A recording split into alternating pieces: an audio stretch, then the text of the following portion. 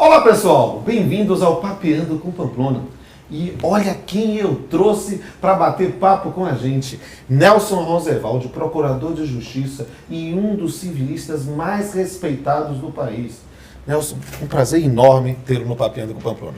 Pamplona, eu que lhe agradeço pelo convite, eu tenho uma admiração enorme por você, não apenas por ser um civilista como eu, um dos grandes autores de direito civil do Brasil, mas pela sua trajetória belíssima, fazendo um link entre o direito e o que há de mais notável na cultura do país. Parabéns. Muito obrigado, querido. E é interessantíssimo falar sobre isso. Por quê?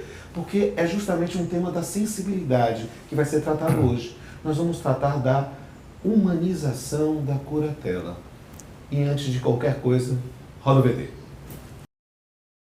Bom, a interdição, ou a curatela, como as pessoas também costumam chamar, ela foi humanizada e ela foi ressignificada no novo Código de Processo Civil e também no Estatuto da Pessoa com Deficiência. Essas duas novíssimas legislações, elas enxergam o interditado, o deficiente, aquele que precisa ser curatelado, aquele que precisa se submeter a uma curadoria, de uma maneira muito mais despatrimonializada e de uma forma muito mais existencial. Eu vou lhe dar aqui alguns exemplos importantíssimos a respeito disso, que bem ilustram a humanização, a ressignificação do procedimento de curatela. Primeiro exemplo é a substituição no novo CPC da palavra interrogatório do interditado pela expressão entrevista do interditado. O interditado agora, ele não é apenas, ele não será interrogado por um juiz, ele não é um réu, objeto de acusação, objeto de interrogatório, não. Ele é simplesmente entrevistado, compreendido, analisado. Isso ressignifica o interditado, dignifica ele, o submete à concretização, à efetivação da dignidade da pessoa humana. Um outro exemplo muito interessante no novo CPC gira em torno da autocuratela, ou seja, a possibilidade do interditado indicar quem ele deseja que seja o seu curador. Então imagine que se eu amanhã me tornar incapaz e sofrer um processo de interdição, um juiz da vara de família vai me entrevistar e eu terei a oportunidade de dizer a esse magistrado quem eu gostaria que fosse o meu curador. E eu poderia indicar a minha esposa, o meu irmão mais velho, a minha mãe, e essa minha manifestação de vontade deverá ser considerada pelo magistrado. Essa humanização, ressignificação, dignificação da interdição e da curatela, ela também acontece no Estatuto da Pessoa com Deficiência. O Estatuto da Pessoa com Deficiência afirmará que o deficiente pode ser interditado apenas para fins patrimoniais e negociais, não perdendo nunca a sua liberdade sexual, o seu direito a voto, o direito de casar, o direito de contrair união estável. Então, por exemplo, um casal com síndrome de Down, além de poder contrair matrimônio, casar, pode adotar, pode ter filhos. Bem, depois de ver esse importante VT que nos suscita tantas reflexões, eu quero bater o nosso papo finalmente, Nelson. Vamos lá. E a ideia básica, vamos começar da premissa teórica. Como é que você avalia a teoria das incapacidades no Código Civil 2002? Rodolfo, é inexplicável, mas apesar do nosso Código Civil ser um código do século XXI, ele mantém a mesma mentalidade dos últimos 200 anos. Qual seja, ele divide o mundo em um roteiro artificial no qual só existem 3 tipos de pessoas: os absolutamente incapazes, os relativamente incapazes e os plenamente capazes. Ou seja, o ser humano ele não é visto pelo Código Civil por aquilo que ele é. Ele simplesmente é abstraído da sua condição pessoal e tratado como um sujeito disperso na massa. Isso gera uma série de injustiças quando falamos de curatela e de interdição. Perfeito, mas justamente isso. O que é que se entende por curatela e interdição? Exato. A interdição é o processo que tem como finalidade gerar a declaração da incapacitação da pessoa. Ela será excluída da sociedade civil, tida como incapaz. E a curatela é o munus que uma pessoa exerce, no caso o curador, para fiscalizar o patrimônio do interdito e a sua pessoa. Essa é a ideia do Código Civil. Certo, mas a gente está aqui discutindo justamente uma ideia de dar mais sensibilidade a esse tema que já é tão complicado. E por isso nós estamos falando de humanização da curatela. O que se entende por humanização da curatela e por que uma humanização da curatela? A humanização da curatela, Pamplona, se dividiria em 3 momentos: a flexibilização da curatela, a personificação da curatela e a funcionalização da curatela. A ideia de flexibilização é aquela que nos diz que quando um sujeito ele é entrevistado por um juiz, é o momento em que ele poderá ser interditado. O magistrado e a equipe multidisciplinar, eles devem levar em conta que ali existe uma pessoa humana com todas as suas vicissitudes, características pessoais, e as suas crenças, convicções, valores e direitos fundamentais devem ser respeitados. Então, que a interdição leve em consideração todos esses aspectos que são inerentes a essa pessoa e, na hora de interditá-lo, faça o máximo possível para que ele possa ser representado nas questões patrimoniais, mas que nos aspectos existenciais ele possa manter a sua autonomia, ele possa continuar se conduzindo sozinho nesse mundo. Certo, mas essa é uma questão importantíssima, como você falou no início, né? Talvez o Código de 2002 tenha repetido a fórmula do Código Civil de 16, pensando em 3 tipos de pessoas, né? Quando existem talvez muito mais do que 50 tons de cinza nessa questão. Perfeito. Mas aqui, eu pergunto, se nossa legislação de direito material tem tanta nostalgia de uma doutrina superada, por que ou o que o novo CPC pode contribuir sobre a matéria? O novo CPC, ele resolveu ouvir com carinho o Conselho da Constituição Federal. Quando a Constituição Federal coloca a dignidade da pessoa humana lá no ápice do ordenamento jurídico, ela está mandando um recado para toda a legislação infraconstitucional. Está dizendo, olha, o ser humano tem que ser tratado com delicadeza, deve ser respeitado, e o que o curador tem que fazer é promover a autonomia do sujeito que é portador de transtornos psíquicos. Então, o curador deixa de ser simplesmente um administrador do patrimônio e se torna um cuidador da saúde, que visa a recuperação do sujeito para reinseri-lo quanto antes na sociedade civil. Mas dentro dessa ideia de tentar recuperar, será que há um prazo máximo para o decreto de interdição? Essa é a única tristeza que eu tenho, Rodolfo, com o novo CPC. Foi uma perda de uma chance. O projeto do CPC, ele tinha a possibilidade de fazer com que a pessoa fosse interditada por no máximo 5 anos, para que a partir dali houvesse uma reavaliação da sua situação, ou seja, uma interdição com termo. E agora não sei por que cargas d'água, não me pergunte, mas o Código de Processo Civil, no seu texto definitivo, retirou essa disposição e o meu temor se aguça, qual seja, que as pessoas continuem sendo interditadas como se fosse uma prisão perpétua, sem possibilidade de recuperação pela frente. Na ideia de que a insanidade fosse uma pena que não se pudesse nunca se ressocializar. E isso é terrível, Nelson. Por quê? Porque cada um de nós sabe a dor, a delícia de ser o que é. Cada um de nós sabe os problemas que vivemos, às vezes com os nossos pais, com os nossos avós, com as pessoas próximas da gente, que às vezes por uma patologia, às vezes por uma situação, às vezes supostamente temporária, vivem situações que podem gerar uma interdição. E por isso eu quero que você faça uma parte final aqui, pensando desse bloco. O que é que você diria para o indivíduo que está nos vendo e que tem um diagnóstico, por exemplo, de Alzheimer, e se vê progressivamente perdendo a sua autonomia? Que conselho você daria para ele? Essas doenças crônicas degenerativas, elas geram muita expectativa porque a pessoa sabe que lá na frente ela será interditada.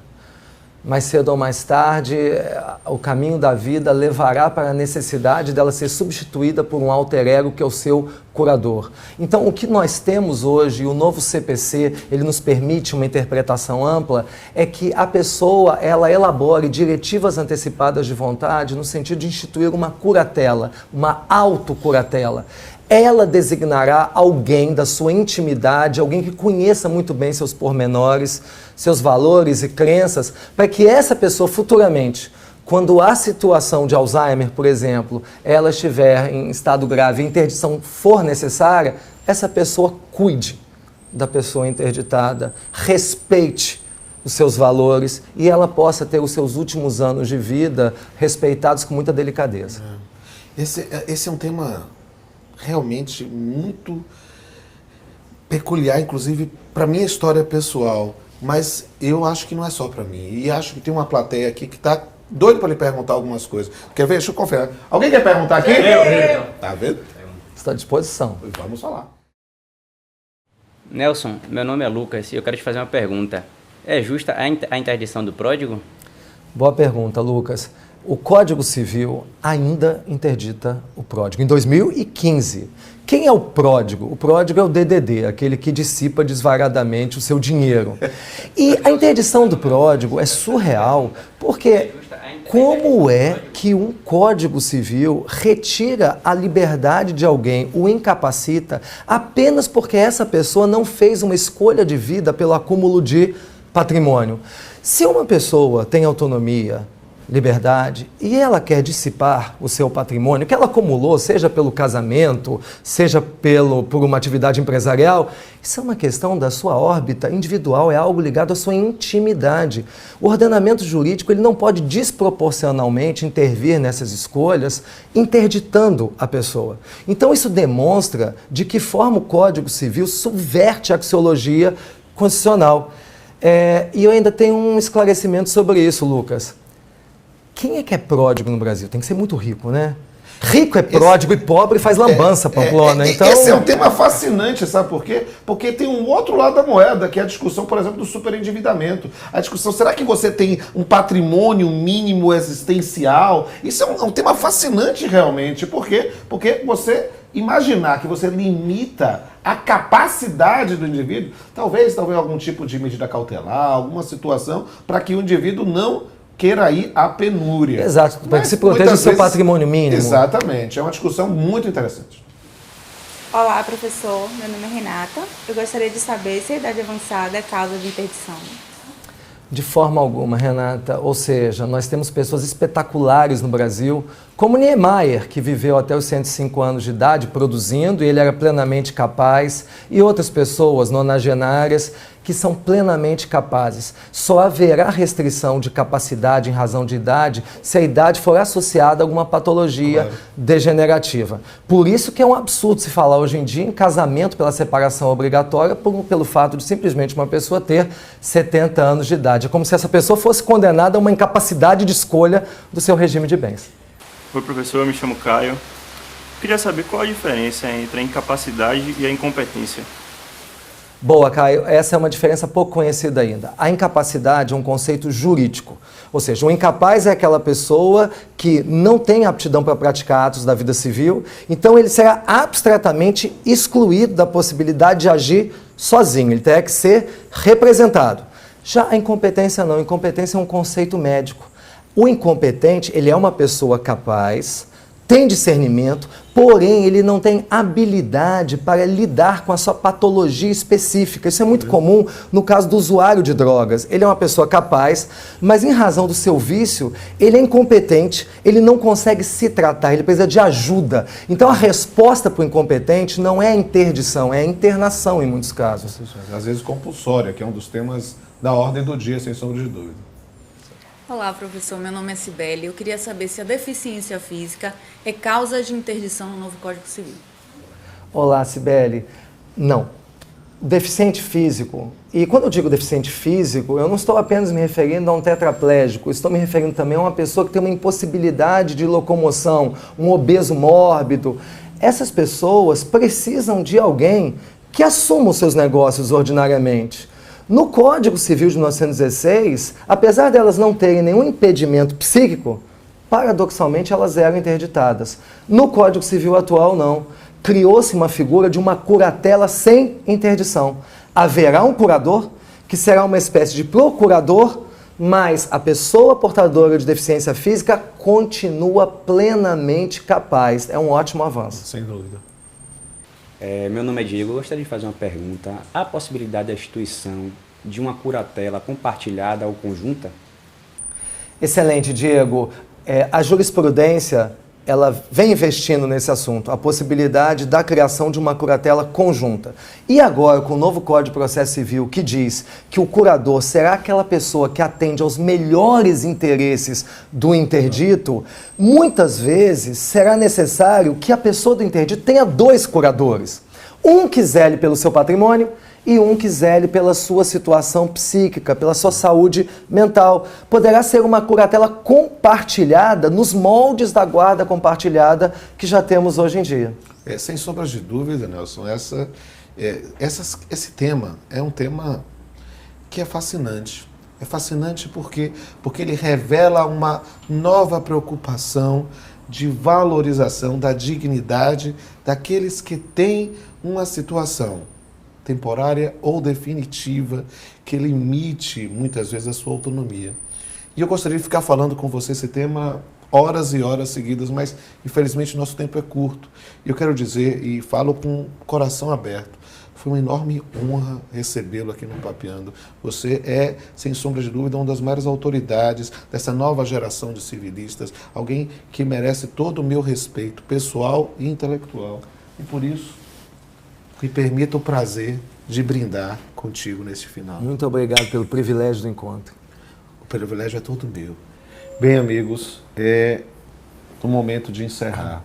E encerrar como normalmente vivemos o direito e a poesia, nesse momento, analisando esse sensível tema da loucura.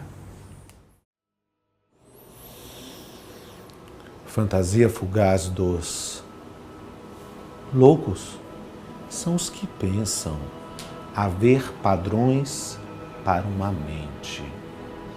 Destroços de cultura de um mundo tão doente.